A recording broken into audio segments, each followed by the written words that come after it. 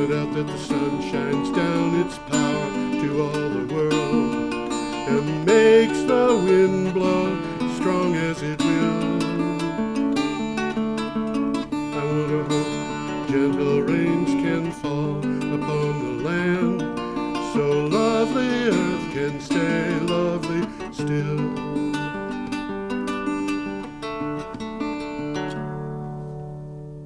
Hello, ladies and gentlemen. This is Energy Week with George Harvey, me, and the amazing Tom Fennell. In the flesh. In the flesh.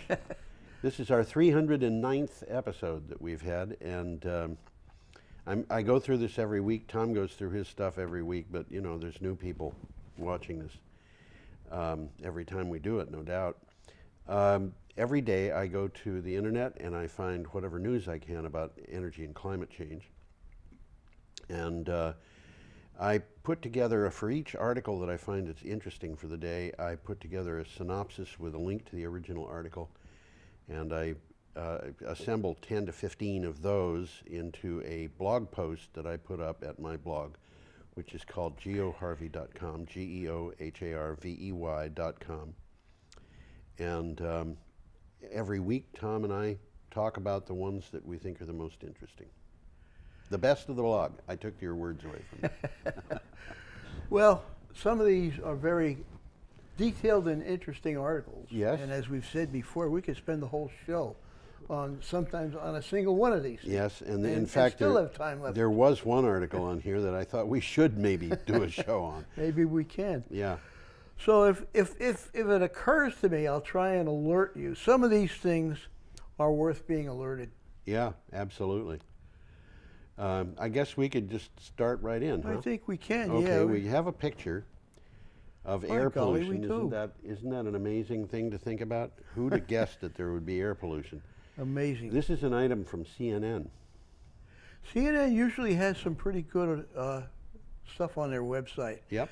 I don't think they have a video on this particular article, but on one later we do, and it's a good video. Yeah.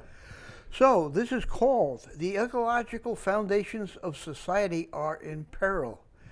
A massive UN report warns. Human activities are degrading the global environment fast enough to endanger the ecological foundations of society and human health. A landmark UN report says, by dealing with that, we can have less poverty and hunger while preserving the environment.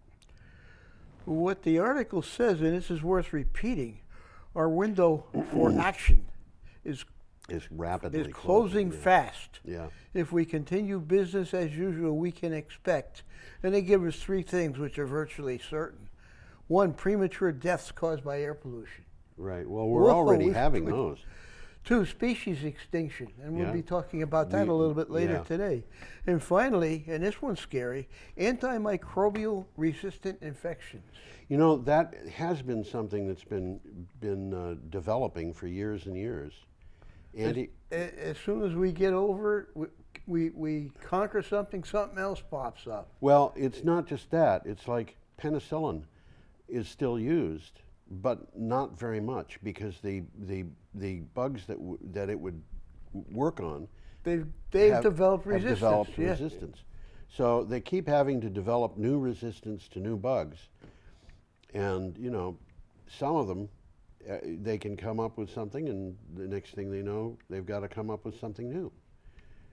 That's the way nature works, I guess. It is. Interestingly enough, a number of years ago, I read an article about Norway, where they said we are not going to do antibiotics. We're not going to allow antibiotics to be given to people unless they're actually showing symptoms that the antibiotics will treat for. So, for example, if you had a tooth removed because of, you know, a damage that had been done to it, if the doctor was worried that maybe you could get an infection, you wouldn't get an antibiotic just because maybe you'd get. Yeah. You had to wait, and they said there were a few people who died because they got infections that couldn't be treated, but the number of people who died from infections actually decreased because the superbugs that were resistant to these things all disappeared. Is that so? Yeah. Now, if you think interesting. about it, you know, there's this adage, use it or lose it. They weren't using the resistance, so they lost it, Yeah. you know. Okay. Well, the next one coming up is the Trump administration concedes coal is collapsing on its watch as renewables soar. This is from Think Progress. Coal production will drop nearly 8% in 2019 and 4.5% in 2020. New analysis from the Trump administration says. But over the same 2 years, total renewable power generation will rise 30%, according to the Energy Information Administration projections. And this is interesting to me because the Energy Information Administration has always lowballed growth of renewables very, very badly. And Well, yeah, we've been using coal for as long as there's been a country, yeah, and it's done a lot of good for us. yeah, But its day is over. yeah.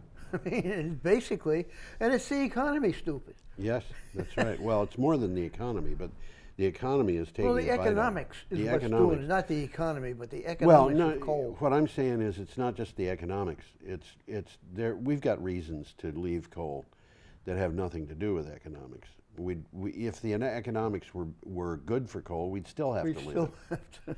You know. Well, one of the things I remember when I was a kid, I lived in an apartment house that was heated by coal. Yeah. And once a week, the superintendent put out a dozen garbage cans full of coal cinders to get carried Yes. away.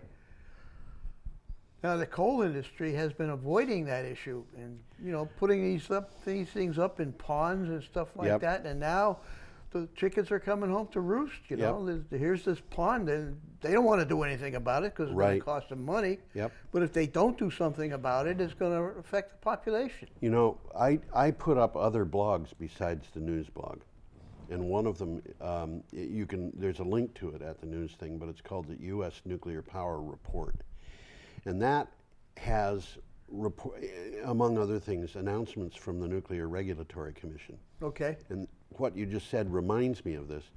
There was a report that came out a couple of days ago, today being, by the way, Thursday the 21st of March, and the news that we're dealing with right now is from the 14th, but this particular item that I'm going to talk about was an announcement at the NRC website, I think 3 days ago, and I put up when I sent out an email to a number of people saying that the Nuclear Regulatory Commission announced that there would be meetings about an application to take 1 million cubic yards of mine tailings. Now this is uranium mine tailings, and deposit them in a deposit site in New Mexico. And when I sent that email out, a woman in New Mexico read it, and she went ballistic. Tried forwarding my email through to all of her friends and found that her smartphone wasn't working. So she actually went to the offices of both of her senators and her congressman, actually a woman, and told them, they're talking about dumping radioactive material on indigenous in my backyard. land. No, not in her backyard, Oh. on Native American, Native American land, which she was interested in. And here we've got this issue of waste. It's not just the coal industry; it's the nuclear industry, and it's a whole bunch of other. Things. A lot of, Yeah.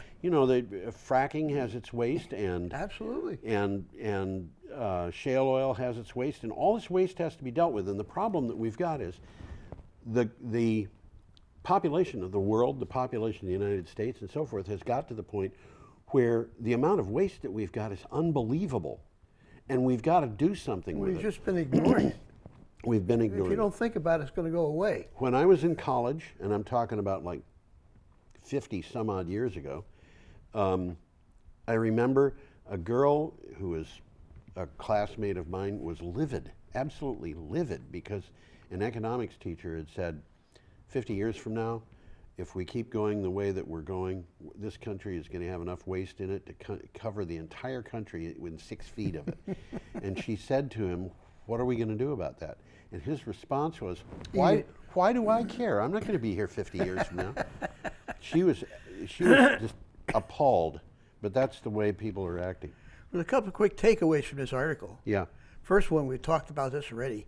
Coal production has fallen to its lowest level on record Yes. in the United States. Yes. Despite pledging to save it, Trump is overseeing a collapse in both domestic coal production It's and as coal bad as it was generation. under Obama. Why do you suppose that is? Economics. It's economics. Economics. Yeah. We can expect coal's steady decline to continue and renewables will keep soaring. That's and again, right. it's the bottom line. It's money. Yeah. Okay, Okay, let's should we- move on here. Okay, our next item's from Clean Technica. SunPower and the Sierra Club to partner on residential solar incentive program. This is kind of an interesting one. It is. Grassroots environmental organization Sierra Club has partnered with one of America's leading solar manufacturers, SunPower, on a new incentive and rebate program open to the organization's more than 3.5 million members and supporters. Now, if you think about this, again, we're talking about economics here. This is a really smart move on the part of both the Sierra Club. Well, 3.5 million members is nothing to sneeze at. Just think of the buying power of the members of the Sierra Club. And do you think maybe that they could organize some kind of discount for those people? Well, with this particular program, the Sierra Club members are going to be given an attractive opportunity to install SunPower's power system. Yes. And SunPower is getting its foot in the door of each of those people ahead of everybody Well, else. at times they are changing. They you know, are. We're right in the middle of it right now. Right. And we got another picture coming up We now. do indeed, and we are up to Friday, March let's get that 15th. You picture can up go here. to the Take a look at that calendar picture. at the There's a few people in that picture there. few people. You can go to the calendar in the blog and find these articles by clicking on the date. This is March 15th. This is a good one to follow up on. Oh, yeah. I will. Absolutely. This is a big deal. And this is from CNN. Global climate strikes are happening now. Yep, there's a Young strike. environmental activists skip school in a call to action. They're going to do this again. And that's what they're doing right there. I'm going to put that picture up again. Tens of thousands of students in over 100 countries and 1,500 cities worldwide are walking out of class, piling into the streets, and demanding that world leaders take action on a threat to their survival, which is climate change. People our age have got to understand these young people who are going to be voters soon, if they aren't already. They get it. They get it. They know that they're in trouble. This is their future. You know, how would you have liked it if somebody came to you when you were 21 years old and said, I know you went to college, or I know you're still in college, but the best job you're ever going to have is going to be limited to 20% over minimum wage. I don't think I've been too happy about it. No, everybody wants to have a future that improves. And what they're being told is your future's going down the drain. Well, this particular website, Yeah. it's CNN, and Yeah. they have a pretty good little video, 3-minute video. It's entitled Kids Around the World Protest Inaction on Climate Change. And it's worth the 3 minutes to look at it. Yes, It's well it done. is. Yeah, and we could mention, by the way, Greta Toole.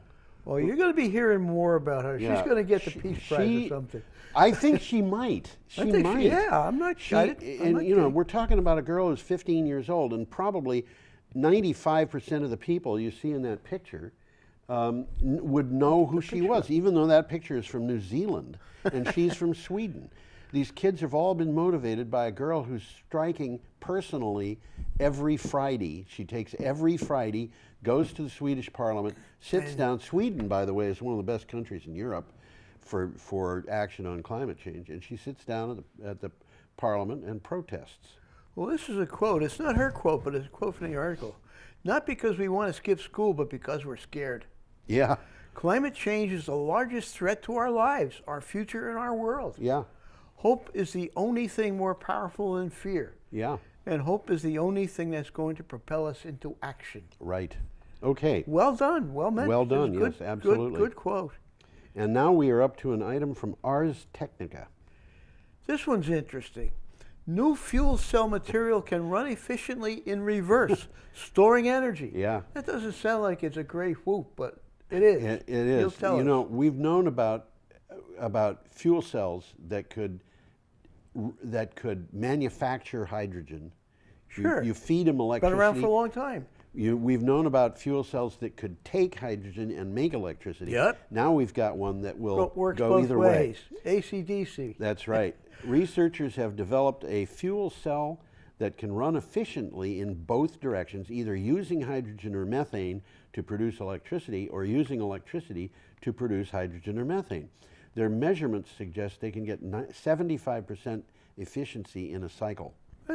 That's worth looking at. It sure is. 75% efficiency is not bad. Not at all. We're in a position here where the problem with renewable energy is not that the sun isn't always shining and the moon and the wind isn't always blowing. It's that in order to get it developed to the point where you can rely on it, you've got to have excess generating ability.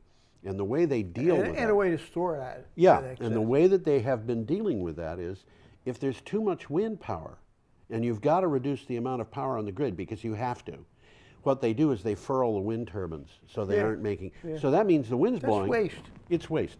Now they've got these, these storage systems. Well, this is really going to be big in the future. Storage is going to be very big. Storage is going to be very big. There's ways of storage we haven't even thought of yet. Well, how about that crazy one with the crane lifting up blocks of rock? Or storing energy in the train going uphill. Yeah, or storing electricity in ice. I haven't heard that you're not getting electricity out of it. What you're getting out of it is cool air for air conditioning. Cool air for air conditioning. You don't need the electricity when the demand is high. Well, from the article, and it explains what's going on a little bit. Lithium batteries smooth out, or any kind of batteries for that matter, smooth out intermittent renewable energy, but they discharge slowly. Okay, flow batteries aren't as efficient as traditional batteries. Okay, the alternative is to convert excess electricity to fuel. Yep. And that's what they're talking about here. And costs can be high since you need hardware for both production and electricity generation. Well, here you can use the same hardware. Right.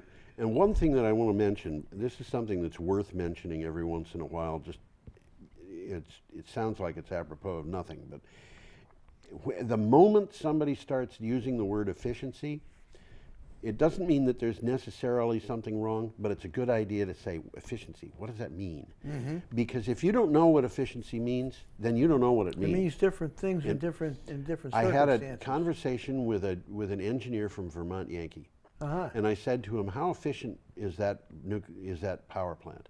And he said, "Oh, it's about 35%, maybe a little better." And that doesn't sound too good. No, it doesn't. But he said, you got to understand all thermal plants, which means coal, natural gas, nuclear, whatever, oil, they all run at about the same efficiency because it's built into the fact that you've got a boiler, which means, by the way, that for every kilowatt hour that Vermont Yankee generated, it produced 2 hours of heat that either went into heating the atmosphere or heating the river. And I said to him, "No, your plant is running at less than 1% efficiency." Wow. And he said, "What do you mean?" He thought this was funny. And I said, "Look, you're only using 2% of the fuel. The rest of it is waste. And out of that 2%, you're only getting 35% efficiency." That puts you down at about a 2/3. No, he actually laughed and he said, "Well, if you want to define efficiency that way, yeah, you're right." We should move on. Yeah, we got a good one coming up We do there. indeed, and this is from the BBC. It is that. Musk, in case you don't know who Musk is. Elon Musk. Adds new Model Y to electric car lineup. Tesla has launched its latest car, the Model Y, its second mass-market electric vehicle. The first release is the long-range version. This is the first release of the Model Y, is the long-range version with a price tag of $47,000. CEO Elon Musk said the standard range model, priced at $39,000, will be available in 2021. Well, this Model Y is going to be similar to their Model 3. Right. But it's a little bit bigger. It's a bit bigger, About 10%. And it costs a little bit more. So, yeah, we're up to Saturday, March 16th, and we've got a picture of coming up too. a beach. Isn't this a wonderful picture of a beach? Beautiful sunset. Well, if they pile could of get all plastic. that garbage out of the way, Yeah, it well, would look pretty a damn little bit nice. of a problem. That's So- all, in case you haven't guessed it, that's plastic litter on a Yep, beach. On a beach. This is from the BBC. UN resolution pledges to plastic reduction by 2030. At One least they're hun- talking about it. Yeah, 170 countries have pledged to, quote, significantly reduce, end quote, the use of plastics by 2030. The non-binding resolution was made over throwaway items like plastic bags. An initial proposal to phase out single-use plastics by 2025 was opposed by several nations, including the United States, but we could add that the state of Vermont, where we live, is looking into this seriously. Well, Brattleboro has already banned plastic bags. Brattleboro has already banned plastic bags, and several other communities in Vermont are following. So here we Okay, are here's on a this little show. quick- Tom and I little represent quick- people who are at the leading edge of plastic bans. Plastic Man or Plastic Ban? Bans. You Yeah. remember Plastic Man? No, It was a cartoon character. I believe it. He could form himself into any shape. Really? So but he wore a uniform. Yes. So he turned himself into a living room chair, but you could tell it was him Because you could see him on the chair. Okay. Let's leave Plastic Man. Yeah, We let's got- do that. We've got an item. We'll go to Shell here. Yeah, this is from- Shell rebukes Trump and doubles down on electricity. Now, this is an oil company. It is. This is from Clean Technica. Royal Dutch Shell has made it clear this week that, at least publicly, it has no interest in doing business as usual. It called on the U.S. Trump administration to tighten methane restrictions and announced it plans to be the largest power company in the world by the early 2030s. Now that's electricity they're talking about. when They're they say talking power. about electricity. This is a company that is looking at the business of transforming itself. Well, these guys have their finger on the pulse. Well, I'll tell you, we've been talking for a couple of years now about Dong, Yeah. which is no Danish longer Dong. oil and natural gas. Danish oil and natural And gas. what's it now called? It's called Ørsted. Yeah, after a scientist, right? Yes, Yeah. that's right. And they were an oil and natural gas company in Denmark, which is a big company in Denmark. And now they're becoming big in. They have no more oil. They have no more natural gas. They're out of that business. But they got wind. But they've got lots of wind. They are, I think, the biggest offshore wind company in terms of owning wind turbines in the world. Okay, anything more How on that? far did we go on this one? I'll read it again. Shell rebukes Trump and doubles down on electricity. Well, yeah, we talked I read, about it. I yeah. read the whole thing. Should we Well, a move quick on? takeaway here. Oh, okay, The good. company's spending $2 billion a year on its new energies division Yes, in an effort to grow its power sector. yes. That Okay? is new energies means that they're talking about what traditionally has been called alternative energy. Yeah. It's new to Renewable. them. It's renewable Because energy. they've been an oil company. Yes, that's right. And the second one is Shell has also invested in developing a total of 1.6 gigawatts of offshore wind off the coast of Massachusetts. Yes, So they're local. They're working here. they're working here. Working all over And the they're place. telling the Trump administration, you're releasing too much methane in the United States. You should stop that. Okay. Well, I remember when solar first began being talked about. It was a long, long time ago. It was very expensive. Yeah?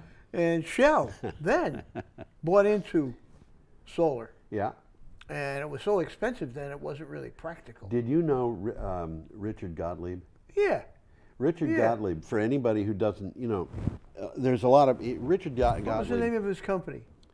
Sunnyside Solar. Sunnyside Solar. Now, Sunnyside absolutely. Solar is still in business. Yes. It had been, he and his wife, Carol Levin, ran it, and she sold it after he died to Daniel, forget his last name, honestly, but very nice guy.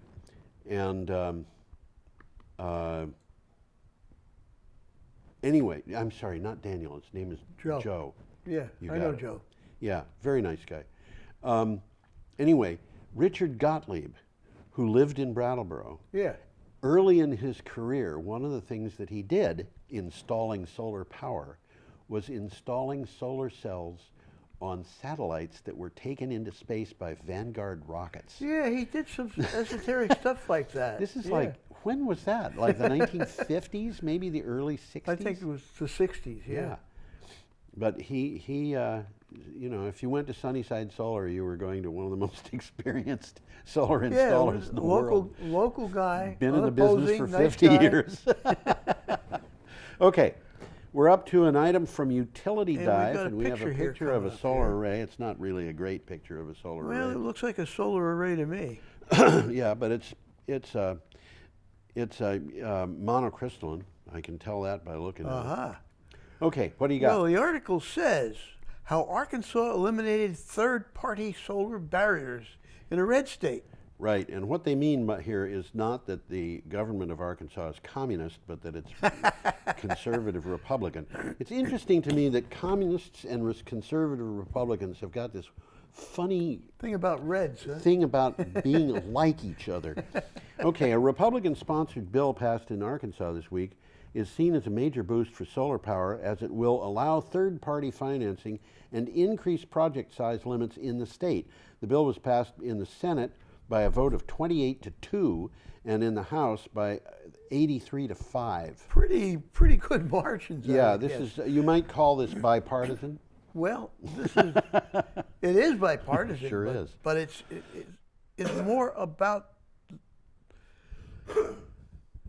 more about solar and stuff like that Yes. than it is about politics. Oh, It's yeah, about absolutely. economics.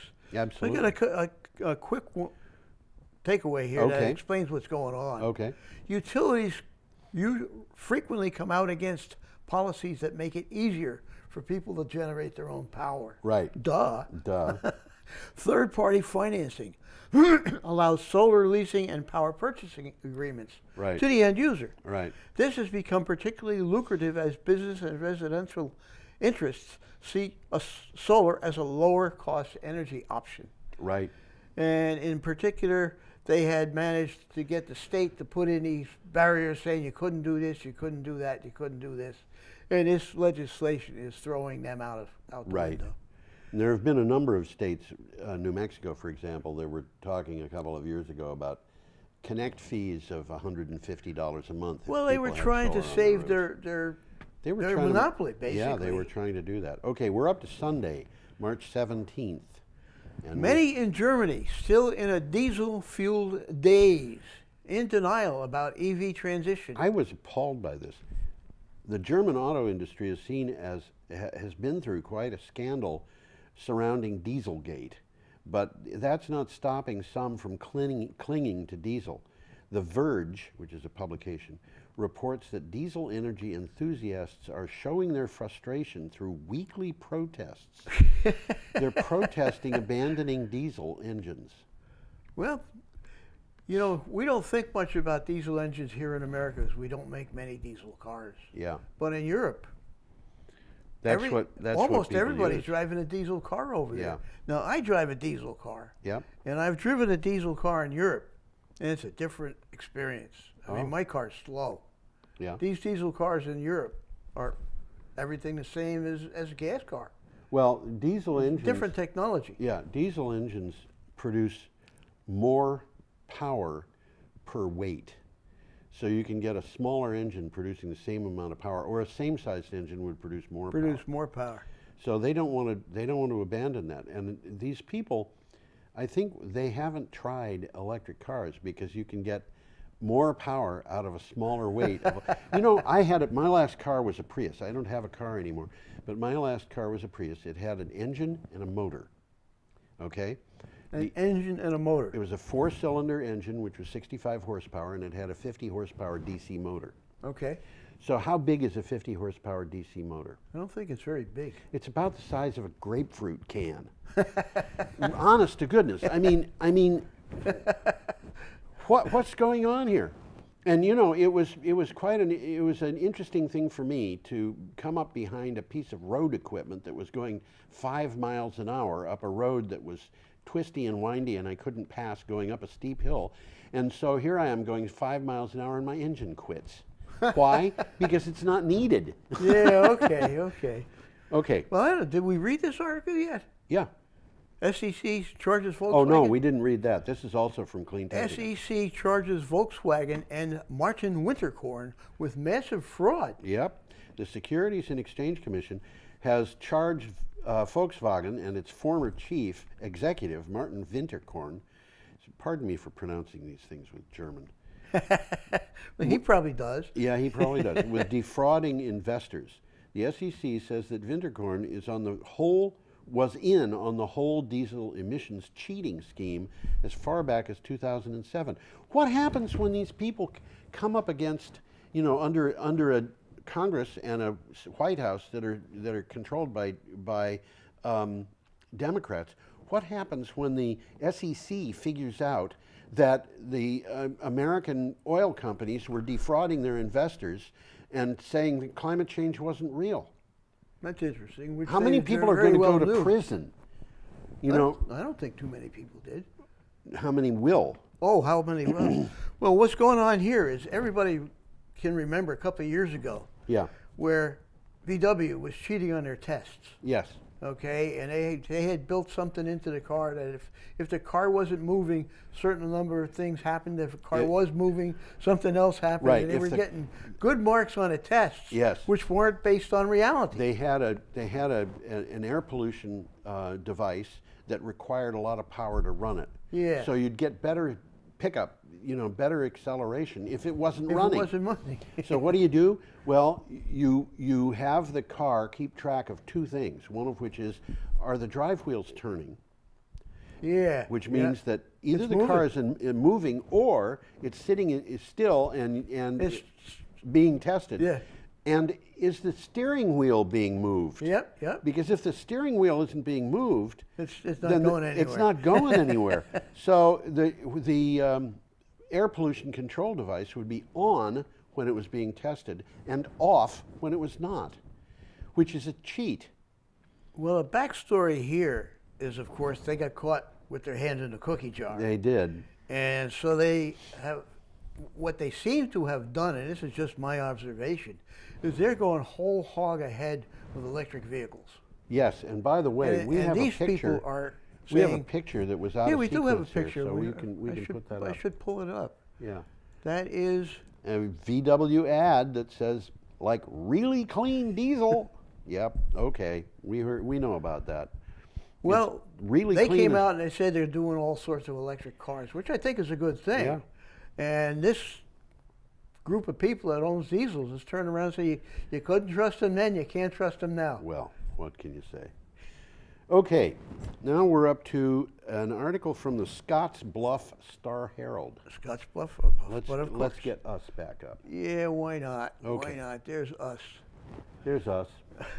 Wyoming coal producer had $718 million loss in 2018. That's a lot of money. I don't think they expected that. Just think of the party we could throw for $718 million. We could invite everybody in Vermont to it. A year-end financial report indicates that coal producer Cloud Peak Energy could be 30 days away from declaring bankruptcy following a $718 million loss and a failure to renegotiate with creditors. A media report says it cannot make interest payments on its debt. They're in trouble. They're in trouble. Now, the company has about $407 million of reclamation bonds, which are backed by nearly $26 million in letters of credit, which is nowhere near enough to pay off their debt.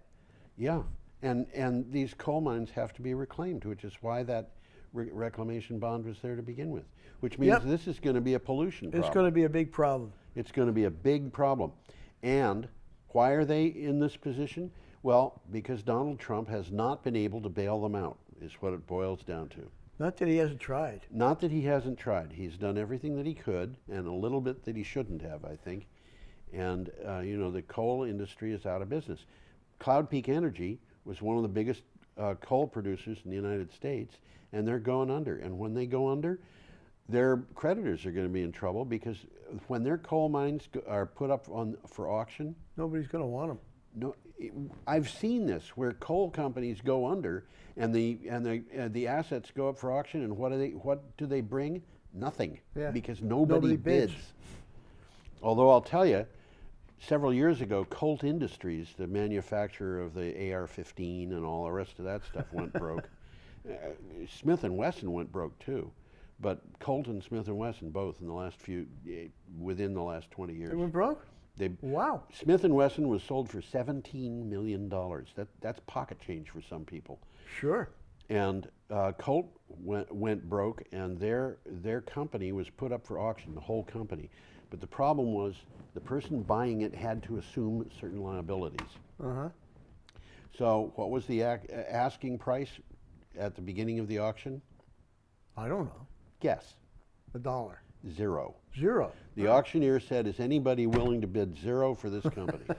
And nobody was willing to bid. No, it was sold at auction. It was sold. But you know, the coal industry has had the same kind of thing where they've got assets. The assets are worth money, you know, and somehow the fact that they're going to be stranded, like it or not, is evident to everybody. So, should we move on? Yeah, with Okay. apologies to Bob Dylan here. We got a picture coming up. We by the do way. indeed, and there it is, wind power. And I like this picture. That's why I Let me put get it that in. picture up there. It's a pretty picture. It's a nice picture. That boat, by the way, is a whole lot closer than those wind turbines. Yeah. And actually, if Either you, that or it's a very big boat. well, if you look at the bases of the wind turbines and where the boat is, the ship, I think it is, in the water, you see that it's got to be closer. It's lower. And also, looking at that thing, it looks like it's French. Looks what? French. French? I think you that's can a see French. the flag. Looks I like a think that's tricolor, yeah. French flag. It might be Irish or Italian, but it looks like it's French. Okay, this is from City AM. Well, with apologies to Bob Dylan, Yes. the answer to the UK's renewable energy future is blowing in the wind. Yeah, and we're going to see more of this too. The UK's offshore wind sector is booming. Auctions for new capacity held in 2017 resulted in deals at half the price of those signed just 2 years earlier. That is a real drop. While we're seeing a steady drumbeat of new records relating to clean power production, and we will see more of those as we go farther in this I'm going to broadcast. pull that picture up again. It wasn't very long ago where I read an article about basically wind-powered transport boats. Wow, who would Wind-powered- have thought of such a thing? They didn't have sails. They Yeah, had this huge tower Yeah, that rotated slowly, and it was really high tech. yeah, And the article was saying, you know, this could save about half the cost of transporting something I've seen pictures of those. from China to the U.S. Yeah, But I haven't seen it happening. You know, they were talking about these those are things. expensive ships. It's going to take time to get them adapted. Well, that might be the problem, because Yeah. I was expecting to be hearing more about that. Yeah. Now, it didn't really run on wind most of the time, Yeah. but the wind was a booster, and Yes. it saved a tremendous amount of Yes. energy. Yes. Okay, our next item. Well, we is got from- some things here. Oh, Take away from this article. Okay, go ahead. British territory boasts some of the best wind conditions in Europe. Yes. The North Sea's doing really well. Yep. A notion unthinkable just a couple of years ago. Cheap and clean power sucked out all of the North Sea air. Oh, I'm saying it wrong. Cheap and clean power sucked out of the North Sea air is offsetting the cost of more expensive energy from other sources. Such as coal and nuclear. Well, last month, the world's largest offshore wind farm, which is called Hornsea 1, Yep. 75 miles off the North Sea coast, began generating power. And there's several of them Yeah, on they've got both it. sides They're of England, huge. in the North Sea Yeah. and in the Irish Sea. We're going to talk about Yep. another one later. Yep. So the UK is poised to remain at the front of the clean power pack. This is interesting. The industry is adding 30 gigawatts of new capacity by the end of the next decade. Yep. Now that's a lot. That's a lot. That's a lot. That's a lot. Okay, that's the equivalent of about 15 big nuclear power plants. 15 Yankees, Yeah. Yeah. No, 15 big ones. bigger than Yeah, the Yankees. offshore wind has got a high capacity factor. Oh, okay. Sometimes it's upwards of 50%. Okay, our next item is from Big Think. Big think. Let me get you up there. Let you get me I'll up get there? us up there. Okay, that's a good idea. A new alternative to Trump's wall would create jobs, renewable energy, and increase border security. Now, this is an interesting concept. It is. A group of scientists and engineers has proposed to several U.S. members of Congress that the U.S. and Mexico together build a series of guarded solar, wind, and natural gas and desalination facilities along the entirety of the wall of the border instead of building a wall. So the border is going to be a giant industrial park. That's what they would want, yes. That's what they want. That's what they and want. And it's going to provide the region with energy, of course, because there's going to be solar, there's going to be wind, water. Yep. Okay, there's going to be pipelines, Yep. jobs, as well as border security. Yeah, and if considering that a continuous train of heavily guarded facilities will be installed. I got more here, but I'm not going to. Who pays for it? The people who build it and the people who maintain it. Well, it'd be profitable. It would be profitable, yeah. So, of course, I don't think the U.S. government is really interested in doing that, and there's a reason for that, and the reason why I don't think they're interested in doing that is because it would offer competition to the energy sources that they want to subsidize. That's subject to change. Nuclear, coal, and okay. We should go on. Our next item. We got another picture coming We up do here. indeed. And why don't you put that picture up as we're talking? And this is from the Spokesman Review. Alaska mine seen as a threat to Pacific Northwest salmon. Okay, that is a salmon habitat. It's obviously a stream, and the salmon. It's a river, yeah. Yeah. I looked it up on a map, and it exists. It's right where they're going to be. And that is the one that's threatened. That is a part of the area that's threatened, I should say. Fishermen, business owners, Alaska Native organizations, and environmental groups have protested a proposed open pit copper and gold mine at the headwaters of a pristine salmon habitat for decades. Now, the federal government is inching toward approving it. Here, you've got interests that are saying, we make our money on salmon. And you've got other interests that are saying, we make our money on copper and gold. Yeah. And so, you know what this reminds me of? It reminds me of what happened in the Soviet Union when they said, we're not interested in small business, we want big industry. So they put all their money into big industry and, collectivizing farms so that they're bigger instead of having small farms owned by individuals. Collectivizing the industry so that it's bigger. Yeah, but it wasn't more efficient. No, it is more efficient for some things, but it's not more efficient than for others. This particular article is about Bristol Bay. Yes. And if you want to look it up on a map, it's just north of the Aleutians. Yes. Okay, and it's home of the world's largest wild salmon run. So what we would do is we would in itself brings in money. Okay. We would threaten that salmon run in order to get gold and copper. Bingo. Yes. So. Which means the the salmon gold run and is local guys. Who cares about them? Yeah, the well, gold and copper is going to be big business. Yeah, and they can give us, they can give us tips. Well, one thing they can't give us is something to eat. Well, that's what's happening. This is a large industry selling wild salmon. That's right. If you're selling wild salmon anywhere in the world, they're probably from here. Yeah. Okay. We are up to Tuesday, March 19th, and we've got an item from Renew Economy. And this is interesting. I have a quick takeaway here. Oh, okay. You remember Bruce Babbitt? He used to be a Secretary of Interior. Yes. Okay, and this is a quote from him. This is the wrong project in the wrong place at the wrong time, and it ought to be scrapped right now. Yes. Well. And he's a mining engineer. Yes. There you go. Our next item is Tuesday, March 19th from Renew Economy. Let's put us up here. Yeah, let's do that. Do that. Something like that. There we go. Germany renewables shares jumped to 72.4% last week.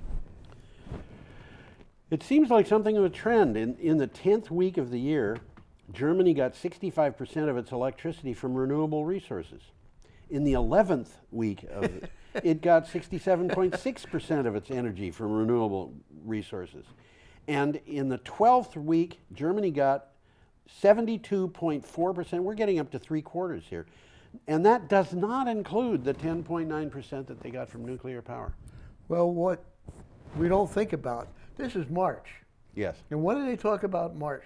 wind. The March winds. So the Yes. March winds are blowing. Yes, they And are. it happens that in Europe this year, Yeah. they're blowing particularly blustery. Well, on top of everything else, the Germans have not stopped putting in new wind turbines, so they're going to be setting records every year anyway, as long as they're Yeah. putting in wind turbines.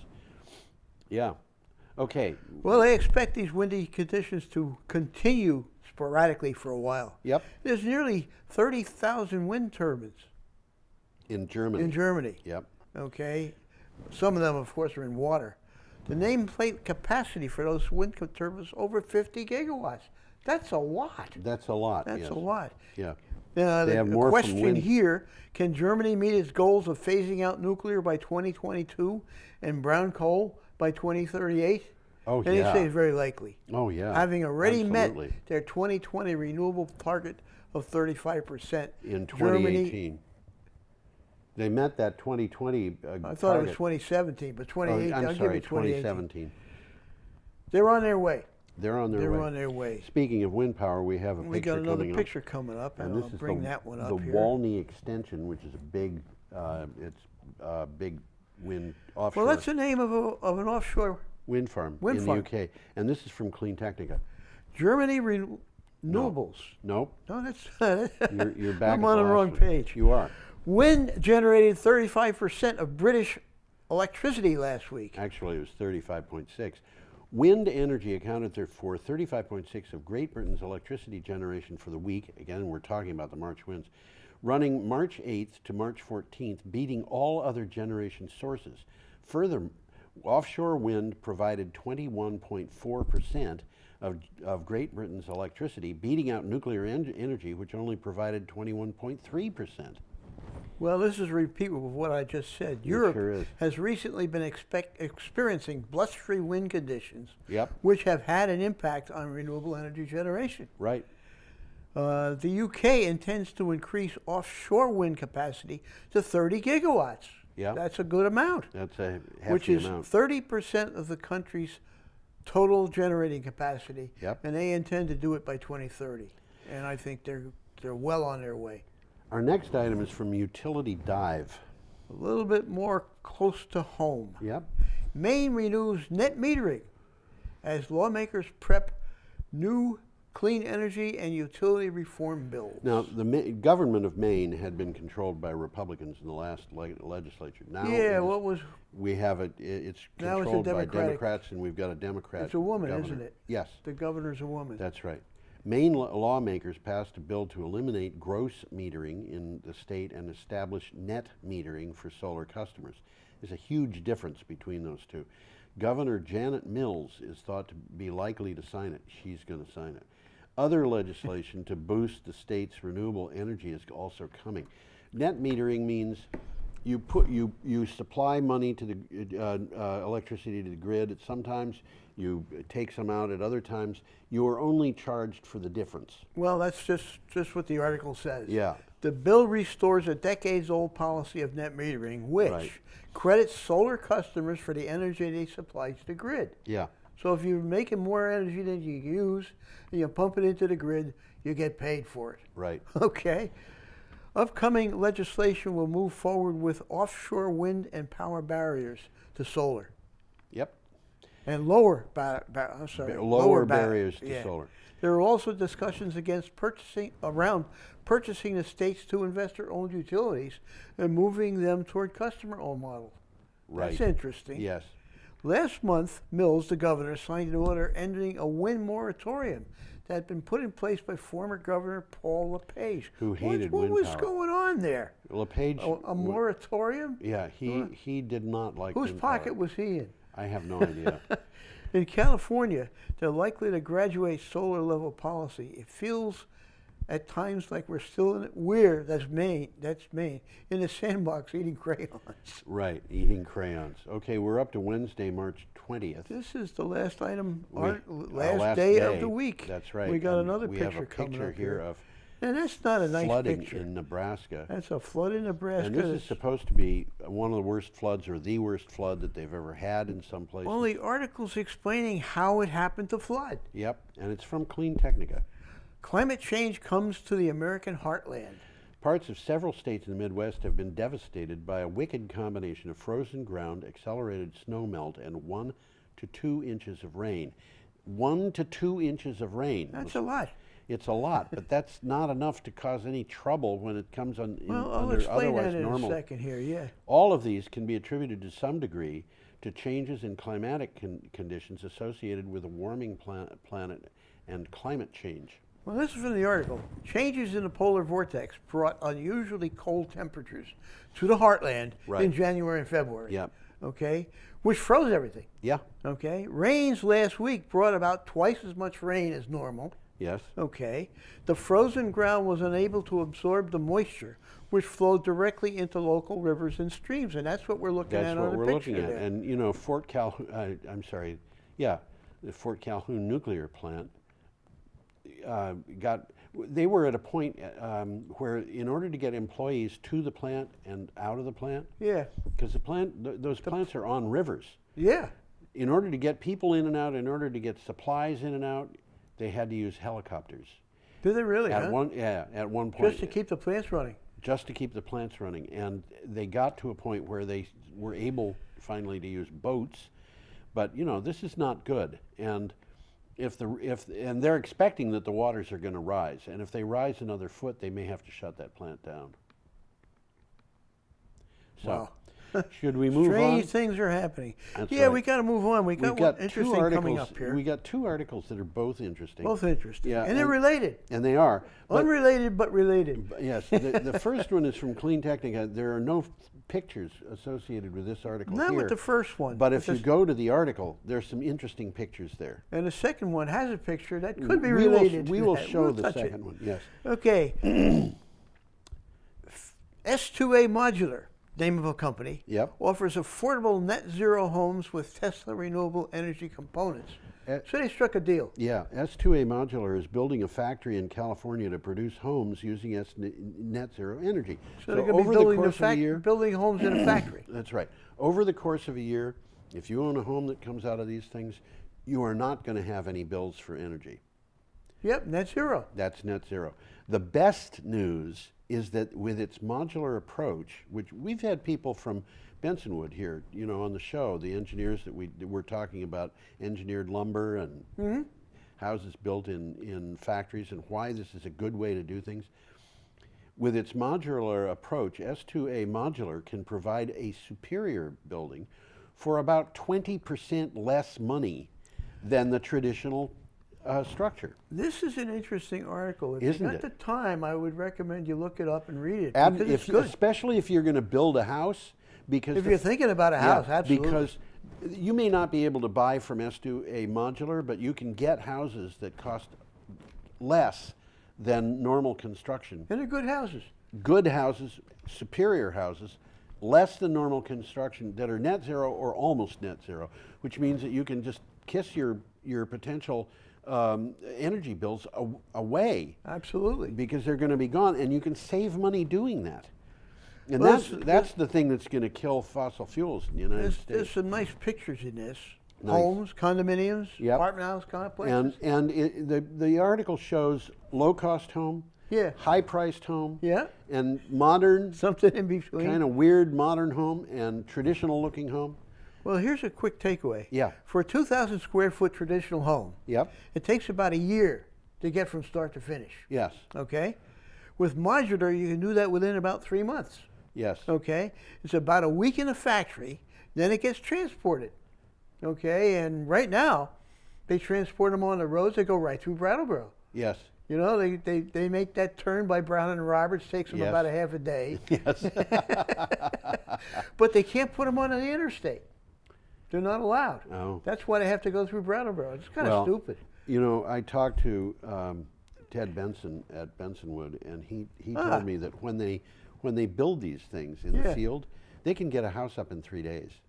That's basically what it says. It takes a day or two to actually set it up, and then you got to finish the final 10% off. Yeah. So yeah, it says with modular you can do that within about 3 months, but if they're really pushing it, you can do it in a matter of days. The important thing here is that they don't want the insides of the house exposed to weather, so they want to get it up and get it covered. Yeah. And he can do that, or they can do that in just a couple of days. Well, an interesting part of this article is Tesla power walls and Tesla solar roofs are integral parts of the homes which are energy self-sufficient. Right. Zero, that's Right. what net zero means. Right. Excess electricity will be exported to the local grid at times, while at other times the home may draw power from the grid. Right. But over the course of a year, each home will create as much energy as it uses. Right. Now, our next item. What a crazy idea. Yeah. Our next item has a picture, and I want This is a good picture. I want to hold off on showing the picture because I want to kind of pose a question to the viewers, and the question is, if I say to you, Flying Whales Home Delivery, and explain that Flying Whales is a delivery service, what would you expect to see when they're making a delivery? A flying whale. Yeah, you'd expect something flying, delivering a pizza, right? Okay, so let's show it.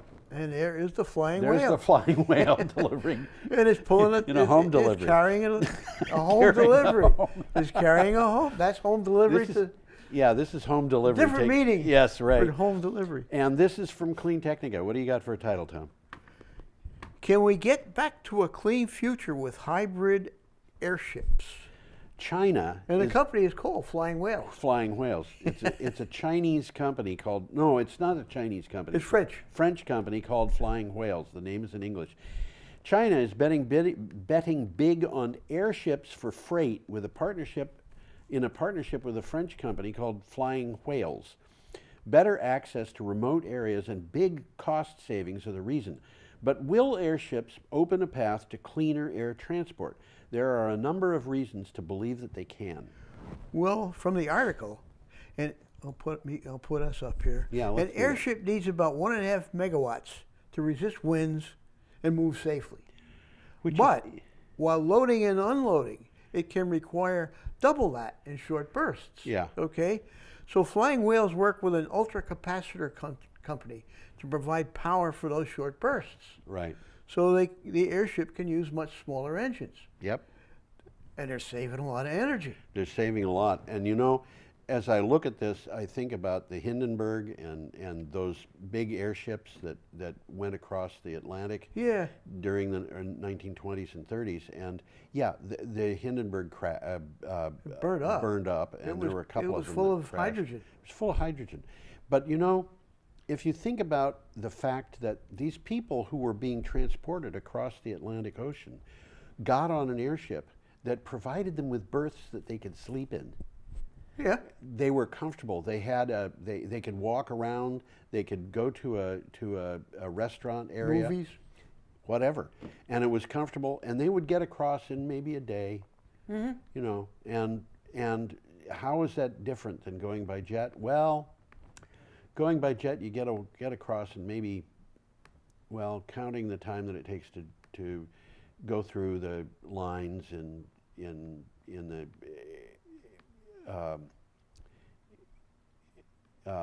at the airport and so forth, it can take a long time.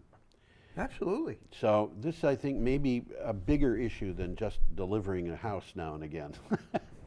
You know, Tom, we're running out of time. I think we are. I'd love to go on, but I think what we got to do is say bye, everybody. Well, why don't I put us both up so we can both say goodbye? Yeah, let's do that. Both goodbye. And I'll put this up so you can say, have a perfectly lovely week. That's what's behind it. Bye-bye.